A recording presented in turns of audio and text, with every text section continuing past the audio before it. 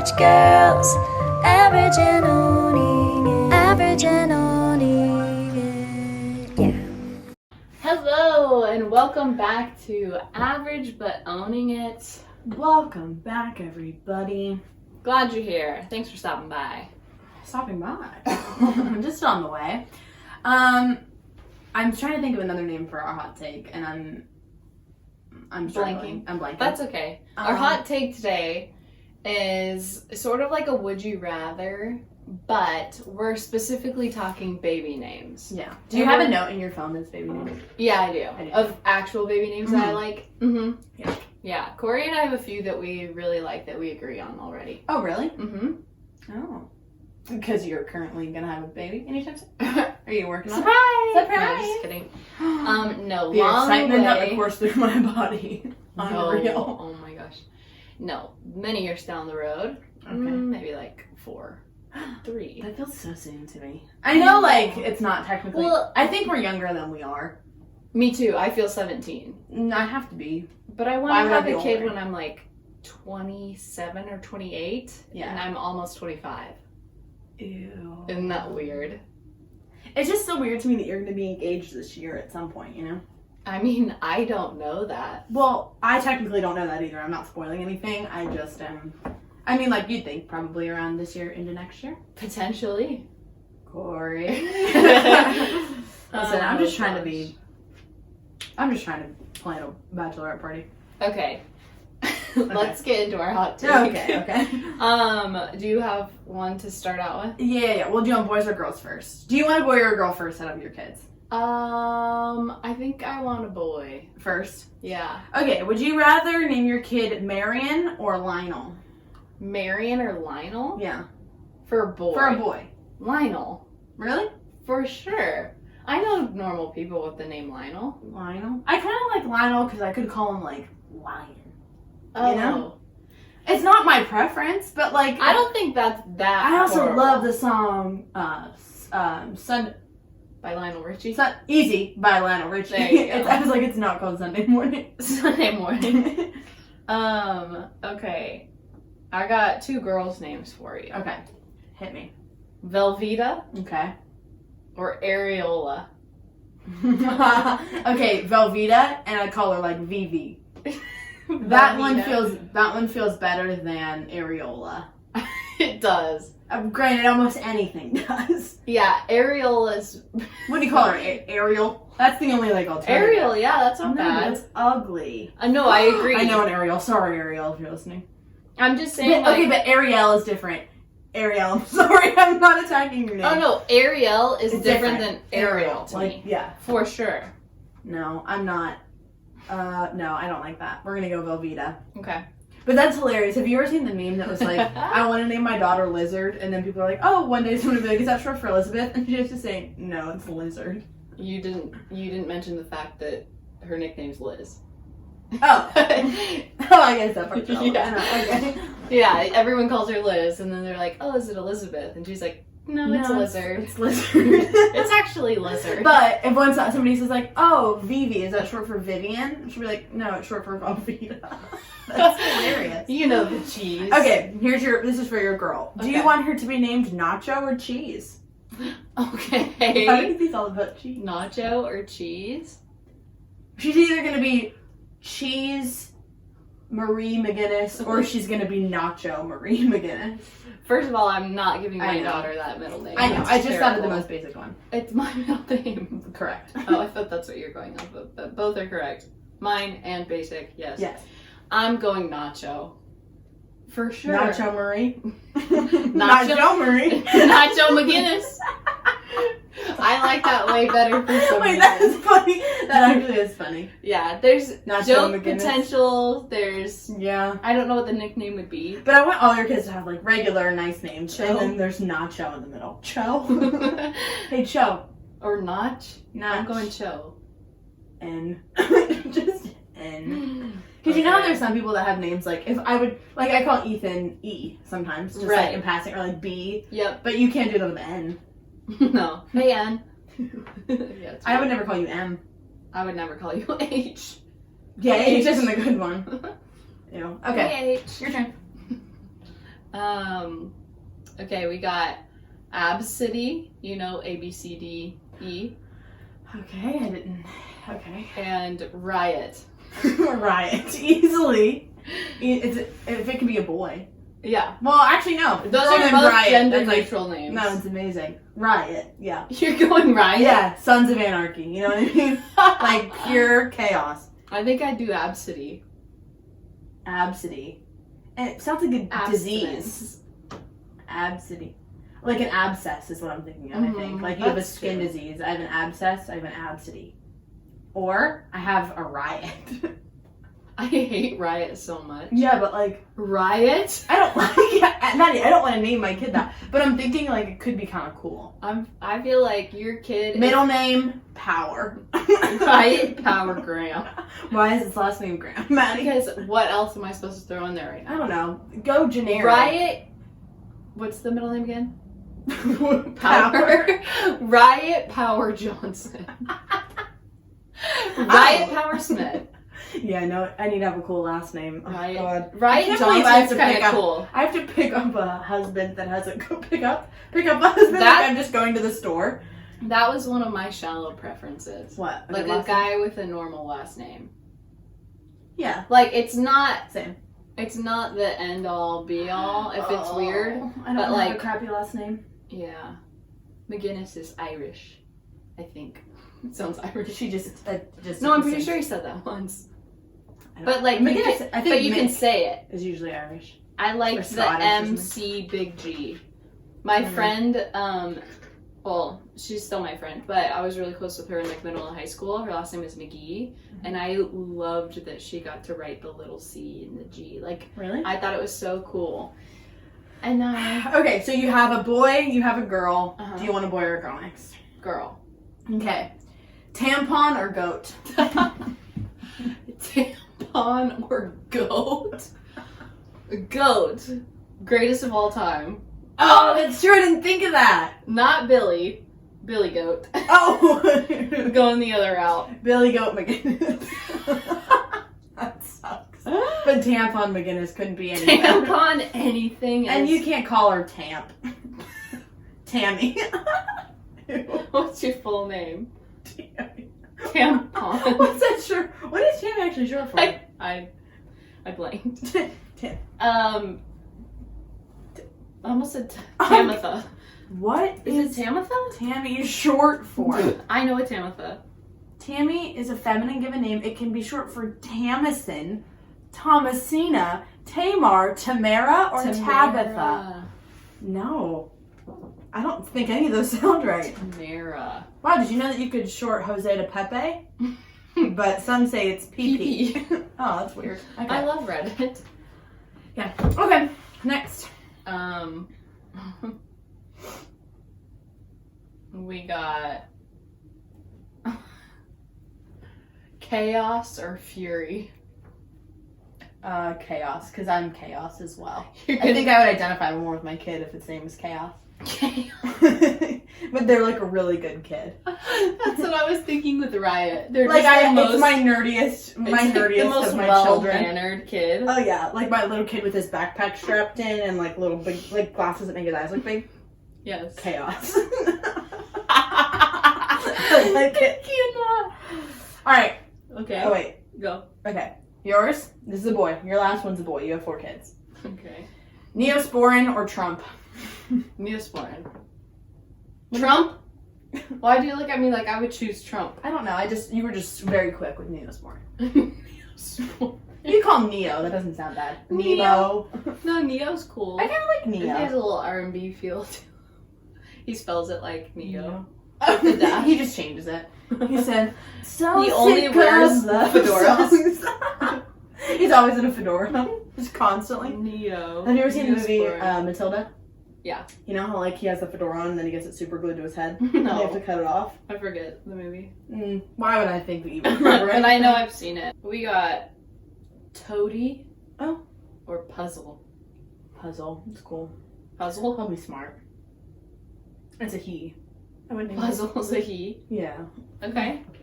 What would you name your kid? Would you do Toady? Call him Todd.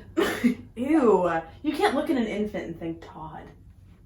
Someone did. There's so many. There's Todds several out there, people that, I guess. Unfortunately. Oh, Tammy. What the hell? Tamatrice? Tamara. Not all the time. I know. Why wouldn't you just stick with Tamara? Or Tia? I like. You know what I mean? Tia and Tamara. Did you get my I got joke? it, Okay, yeah. cool. You just didn't think it was that funny? No. Okay. That's fine. Not everybody has a good sense of humor. Okay, next. We're going to talk about something that I'm very hyped about right now. And this one, believe it or not, I actually just wrote recently, so I'm going to remember everything, which is kind of crazy because that never happens. Never. So this is another unsolved one. The first time I had heard about it was on BuzzFeed Unsolved, but I watched 2 other documentaries because I'm crazy, and it was really good. So it's unsolved. I'm very confused about everything. There's a lot of names, so we're not gonna like harp on the names, but Okay. So Christmas Eve, 1945, Fayetteville, West Virginia. Okay. The Sodder family has 10 children, 2 parents, George and Jenny, and then their 10 kids. So we're gonna get to them in a second. That night, it's Christmas Eve, so they're up later than usual. They're like trying to like hang out. They get to bed around 10 p.m. Mrs. Sodder and her husband go to bed around that time, and they leave Louis and Maurice, the 2 of the boys, in charge of all the younger kids, and the older ones all go to bed.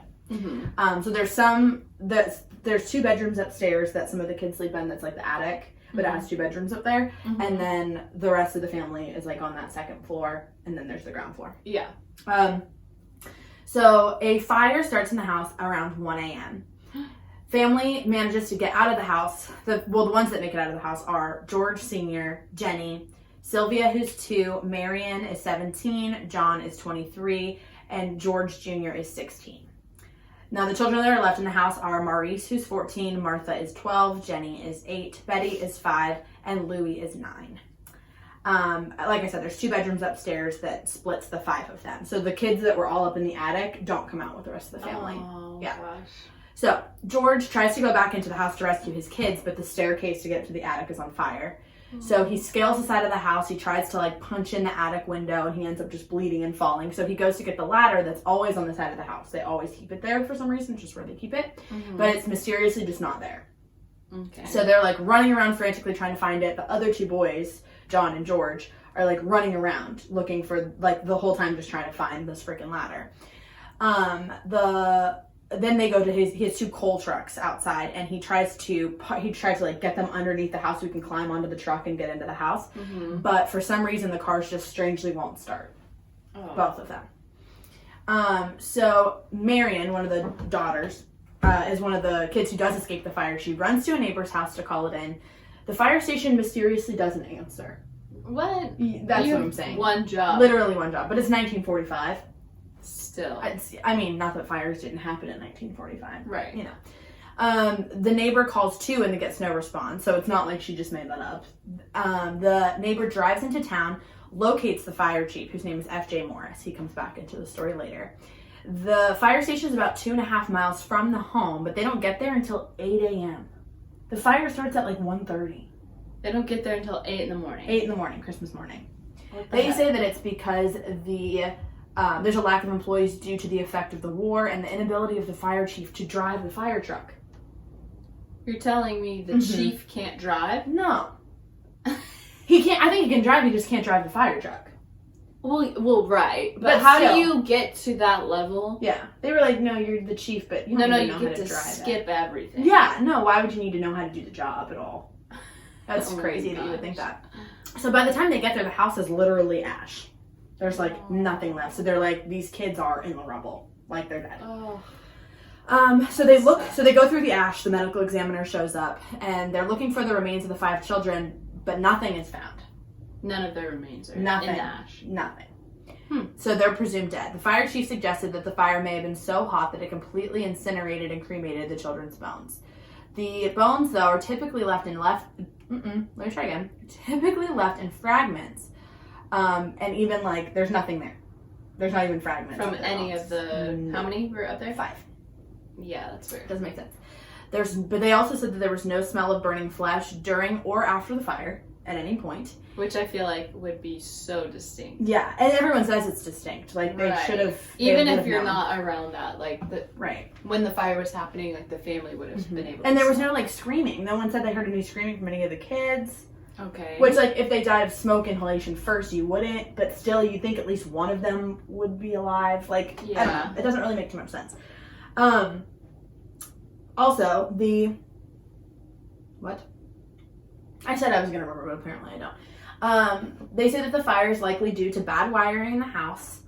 And so then the week after, death certificates are issued for the kids. So the basement of the home remains. George later uses a bulldozer to cover up the basement with 5 feet of dirt, and he creates a memorial to his 5 kids that died. George and Jenny, though, months after, are talking about it. They're putting 2 and 2 together, and they start to become really skeptical about what happened because it doesn't really make much sense. And not enough adds up. They start to think that the children are alive and that the fire was a diversion from what actually did happen, a kidnapping. In the attic? Dun, dun. Like, someone must have gotten in the house, up to the attic, took 5 kids, escaped, and then lit it on fire. Mm-hmm. Sounds crazy, right? That's a lot. But also, how did the alternative happen? Yeah, but there's reason to believe why that could be potentially a thing. Okay. Which we'll get to. So, one of the things... Okay, so let's actually back up. George Sodder, pretty interesting guy. He immigrated from Italy in 1908 with his brother. They live in the immigrant community of Fayetteville that's super close-knit. George is an actor, part of that community. Apparently, he makes some enemies, though, in Fayetteville because he actively talks about how much he hates Mussolini, who is the dictator of Italy at the time. So, people are, like, Mussolini sympathizers. Like, apparently he's gotten into heated debates, basically, with them. But he never reveals why he left Italy. Some think that it might be something shady. He immediately came to the U.S. and changed his name. So his name wasn't George Sodder before he changed it. Oh. Well, his first name was George, but his last name was something different. I actually don't have what it was, but he changed it to be, like, more Americanized. And so people think that maybe he had, like, mafia connections or something weird or bad. And, like, why is I mean, not that he was the only person in the world who hated Mussolini, but still, like... Right. He, like, really hated him. So...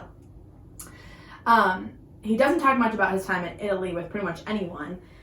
But he had started his own trucking company whenever he came over, so the family had a good bit of money. Then he meets Jenny, who had also immigrated from Italy.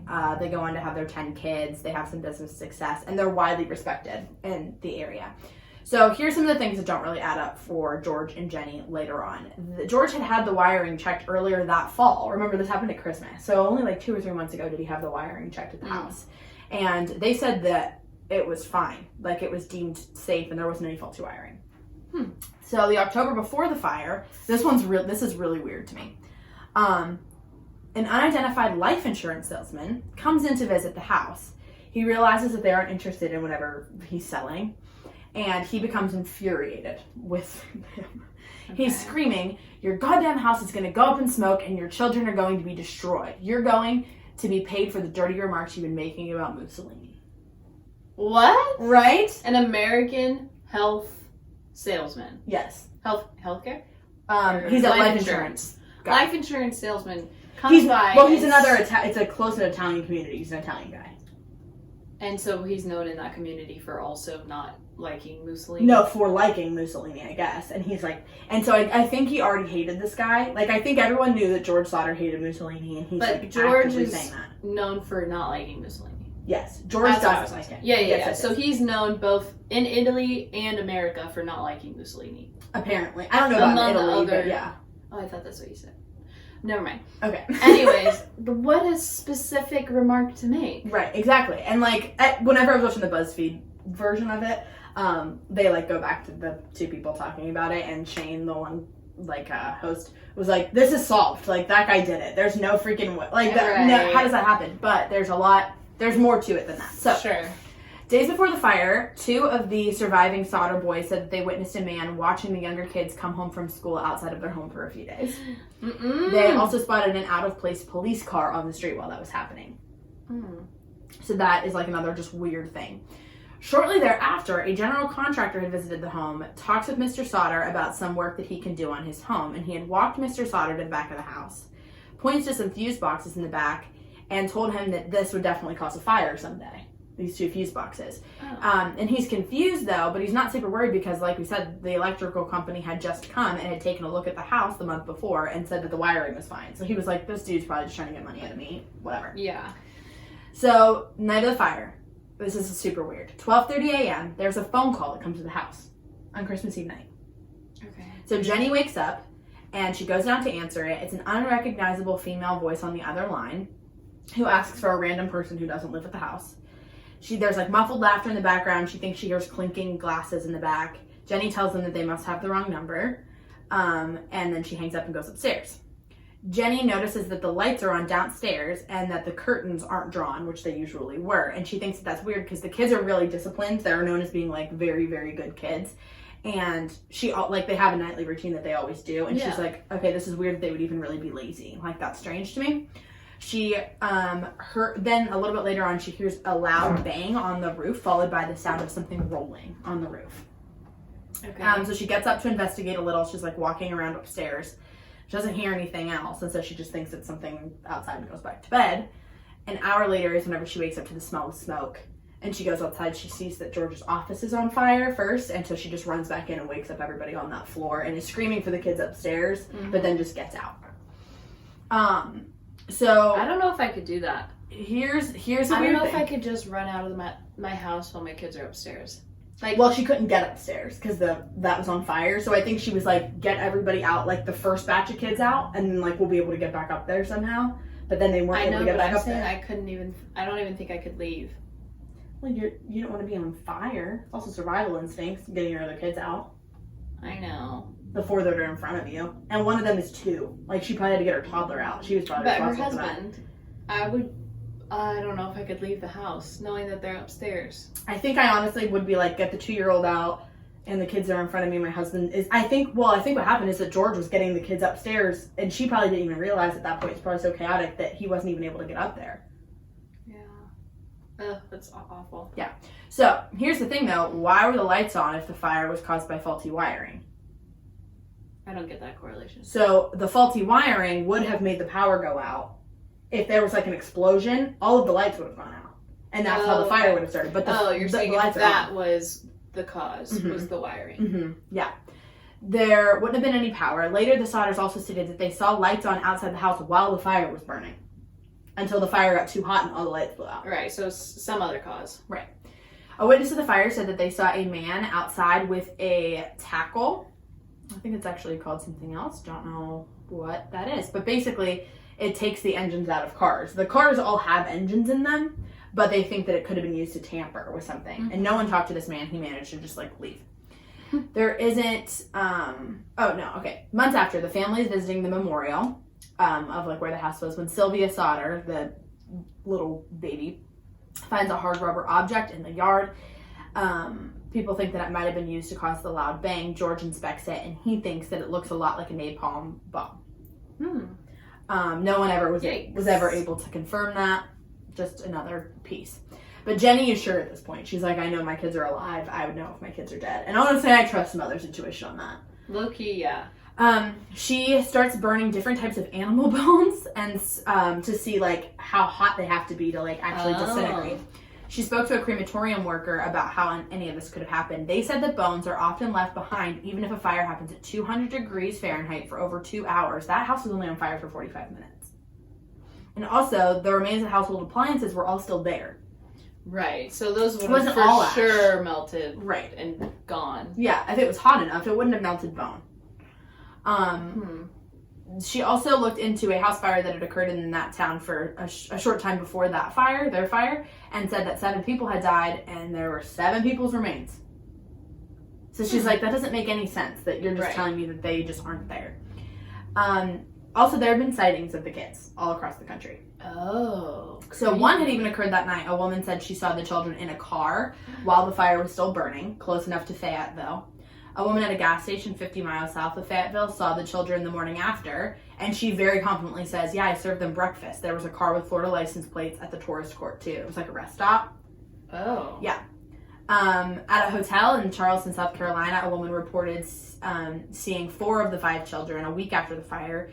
She reported it to the police. She said that the children were accompanied by 2 women and 2 men appearing to be of Italian descent.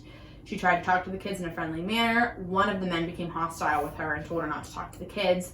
She said, I had a sense I was being frozen out, so I said nothing more. They left early the next morning. Yikes. Mm-hmm. Years later, George Sodder is looking at a newspaper, and one of the articles is about these New York City school children. He swears that one of the girls in the photo looks like his missing daughter, Betty. So George drives all the way to New York to investigate, writes back, all of this stuff. He tracked down the child's parents, but when he gets there, they refuse to speak to him. And he never is able to get any more information on that. Weird. Mm-hmm. Okay, so 1947, it's 2 years later. They try to get the FBI involved. The FBI the FBI accepts their offer, but they have to work in coordination with the local police and fire departments, and they deny the offer. The local fire? Yes. What? The police and the fire department are like, no, we're good, it's okay. What? Yeah, and so the FBI is like, sorry, we can't come in and work with the police, so, like, we're not going to come in and investigate. That makes zero sense. Why? Like, you'd have to do a couple interviews. Yeah. They're going to do it. That's their job. Yeah, whatever. Okay. Yeah, very weird. So George and Jenny then turned to a private investigator named C.C. Tinsley, which, cool name. C.C. Tinsley? C.C. Tinsley. I don't think it's cool. It's like a cool private investigator name. C.C. Tinsley? Yeah. Tinsley discovers the member of the coroner's jury who had decided the cause of the fire. I guess that's what that is. They said it was faulty wiring. It was the same guy who was the life insurance salesman who had threatened George Sodder that fall. What? No. He was on the coroner's jury. No. And decided it was faulty wiring. Of course he did. And apparently there's no record of him being interviewed after that. Oh my gosh. That doesn't make any sense! It really doesn't. It gets crazier. They also interview people in town, and it's a small town, so there's tons of rumors, which this part I think is hilarious. They interview the town minister, who says that the fire chief had come and confessed to him that he had found something that he had never reported to police. He had found a human heart in the ash, and that he had hidden it in a box and buried it somewhere in West Virginia. Oh. So the minister, like, is talking to C.C. Tinsley, and he's like, oh, yeah, so, like, he came and, like, confessed this to me. Gossipy minister, kind of cool, you know? So. Well, like, okay, when you're, or, like, you're doing confessional or whatever, Mm-hmm.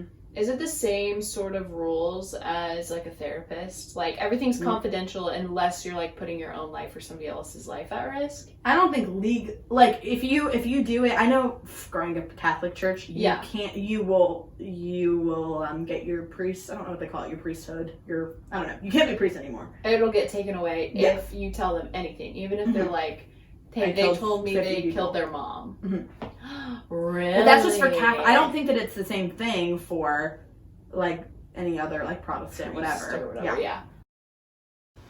Okay, so they dig it up, because the fire chief takes them there. They find out that it's actually not a human heart at all. It's a beef liver. What? A beef liver. It's not a human heart. What is the point of the priest telling them that? No, it's the fire chief.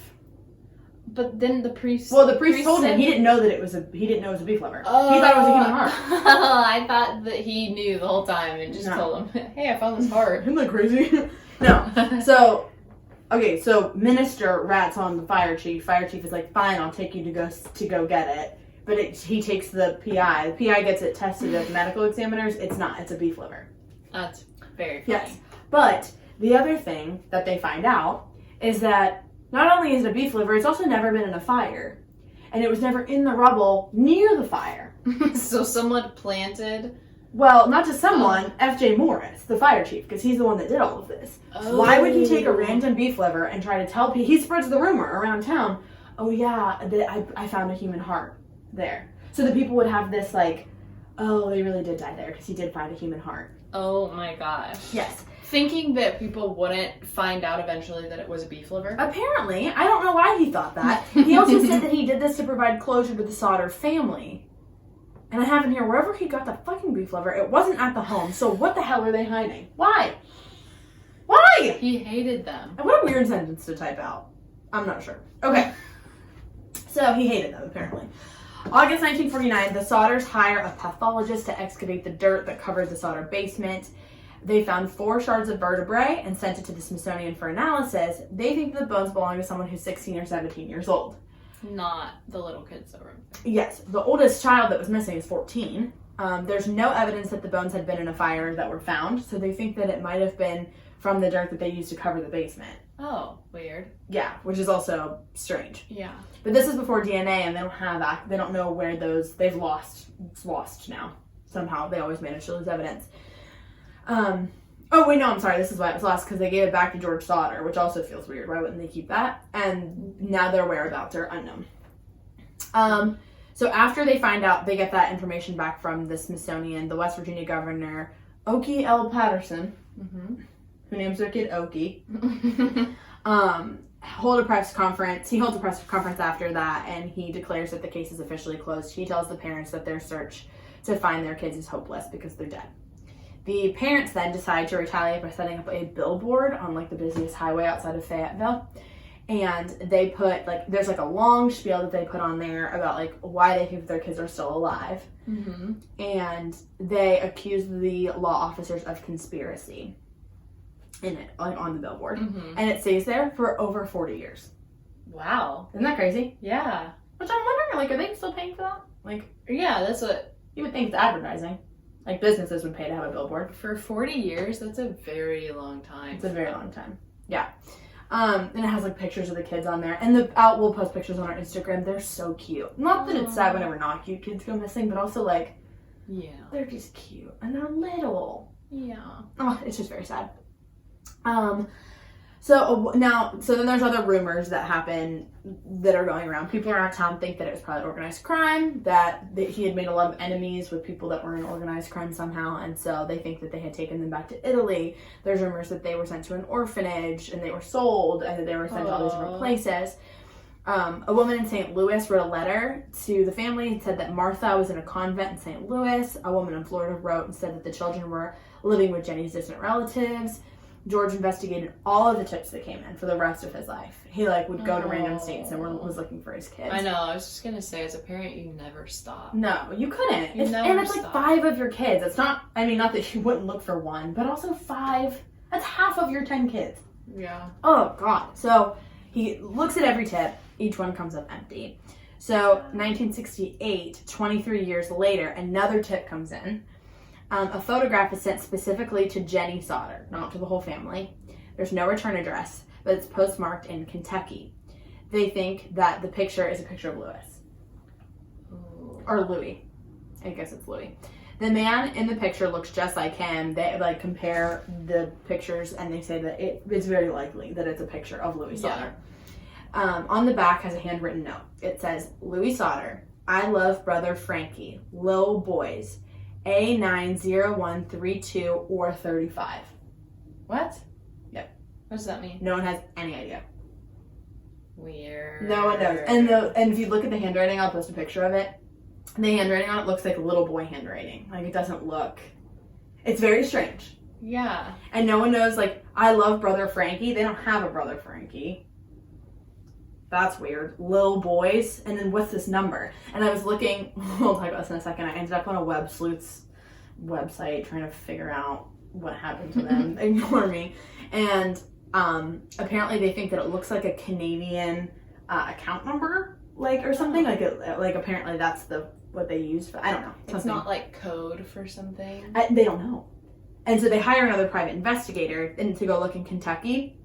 Strangely, that detective is never heard from again. He goes, they give him money, he goes to look, and then they never hear from him again. People think mostly online that he took the money and ran, but it probably wasn't a ton of money to live off of. It wasn't like they gave him $1 million. They gave him probably your standard whatever. And then he just disappears. And they were never able to look, they never found any other information about it. George Sodder dies in 1969, and then Jenny dies in 1989. Sylvia is the last remaining child alive. Oh. She was the one that was 2 whenever this whole thing happened, and she insists to this day she doesn't think that they died in the fire that night. Sylvia has 2 kids who have like taken over the web sleuths. Like they do everything online, and she said like our mom made us promise that we would always, like, even when she dies, that we're going to keep looking for her siblings, who are all dead now. Because they were older than the 2-year-old, so. Unless, like, Betty might still be alive if she was 5. But, like, the rest of them are probably dead at this point. But, like, they don't have any closure about what happened to these kids. I have no idea. Sad. They're, like, kids who were born in the 20s. So, like, they're probably dead. But. Yeah. They're very, very, very or but ancient. That's the weirdest thing is, like, I get you take kids and you can, like, hide them in your basement. Yeah. But these are grown adults at some point. If they're out there, unless they're held in captivity somewhere. Or they were killed later on or something. Yeah, I guess that's true. Or if they took them to Italy and sold them or something. Like, still, like, you don't think one of the 5, like, somehow escaped and could make a phone call? Yeah, they got brainwashed by, like, organized crime. All 5 of them? They all have Stockholm Syndrome. That happens, especially if there's 5 of them. Really? Aw. I just feel like if they were still alive, at least one of them could have said something or done something. Maybe they were people unless that they were. I don't know. I don't believe they died in that fire. I don't think so either, but I don't know. It's sad. I don't know. I don't know either. I'm stressed about it. I really am. I'm taking this one to heart a lot. That's the biggest, like, nightmare as a parent, though. Oh my god! You have 10 kids, 5 of them go missing, and... Is it worse to know that they're dead? I think it's worse than death. Because, yeah, you do have to mourn your children's death, but I think you're mourning 2 things. Have you ever heard the song Hope is a Heartache? No, that didn't ring a bell? No. It's a really good song. But it's true. Like, you have the hope that they're out there, but that's even more gut-wrenching than just making peace with the fact that they're not there. Yeah, like, you could just have... Like, you could just be barely missing it for 50 years. And I think it's so... I think a lot of these people probably really did think that they had Martha or, you know, Louie or whatever. But there have to be people out there that are just, like, so evil and probably sent, like, bogus tips just to be, like, funny or, like, cruel. And it's just a glimpse of, like, oh, maybe this is it. And the fact that George Sodder is, like, driving his ass to Florida and to New York and Kentucky trying to find his kids. And they come up dry every time for years. Oh, I just want to know what happened. That you would just relive that day for the rest of your life. I'm telling you, my version of heaven is going to be me. I sit in a movie theater and I just start listing off things that happened and I'm like, oh, let me see it, how it actually happened. Like JonBenet Ramsey, I want to see exactly what happened to her. I don't care if it's violent at that point because I'm going to be in heaven and I'm going to be like, oh, it's over, peace. But I just want to, walk through of like, I want to see what happened to Lacey Peterson. Yeah. I know. I want to know what happened tonight with the Sodder children. Were they in that fire? I will watch that. I won't watch it. But you will want to know. I need to know. For a fact. Oh, I'm going to sit there for days and days and days and find out every unsolved thing I've ever wanted to know. Yeah. That feels right. To want to know, like, the ultimate truth of the situations. Yeah, because I've lost my mind. Well, think about the families that this is directly correlated with. I want to know. I care about me. I need closure. No, it's crazy. But like the Sam Shepard case we talked about last week, like I need to know whether or not he killed that woman. Or if it was that crazy window washer. You don't know what I'm talking about. I don't remember any part of that story. Well, then that was some weird context then. The window washer. I remember talking about the window washer because you said you're a window washer. And you said I don't have a very good window washer because our windows look dirty. Because you think I live in a hellhole, which I do. I don't think that. I just think your windows are dirty. They're not dirty. They're old. We tried to clean them. There's both. Old. Why can't they be both? You're right. So yeah, that's the story of the Sodder children. If anybody has any good old theories, or if anybody wants to commit a hate crime against F.J. Morris, who's not alive anymore, I would assume, but I'm pissed at him, because why the hell did he hide a beef liver? Like, what? And fake that he sold life insurance. No, that's a different guy. What? Oh, God. Maddie, listen to this episode. I thought the same guy who... Wait. The life insurance guy was also on the coroner's jury. The coroner's jury. Yeah, and that was where he wasn't the same guy. I thought he appeared 3 separate times. No, 2 separate times, which also feels like enough, you know? A lot. All of them feel like a lot, but, such as life. You know what I mean? Yeah. Okay, well, This chunk is sad. I didn't really want to talk about dead kids, but, well, maybe alive kids. I don't know. yeah. We don't know anything. I don't know anything. What else is new? That's true. All right, well, we're going to go eat some pizza.